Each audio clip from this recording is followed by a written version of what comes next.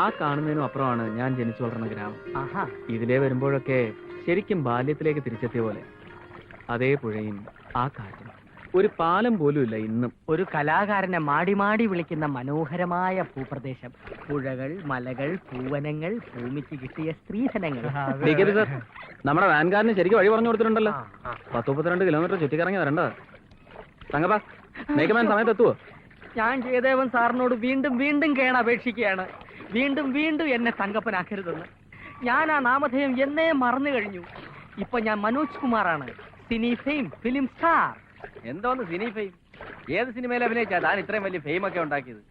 എന്റെ തിരുപ്പാണ്ടിക്കാട് തിരുടറുകൾ എന്ന സിനിമ കണ്ടിട്ടുള്ള ഒരു തെണ്ടിയും എന്നോട് ഈ ചോദ്യം ചോദിക്കില്ല. ഞാനായിരുന്നു ഈ സെക്കൻഡ് ഹീറോ.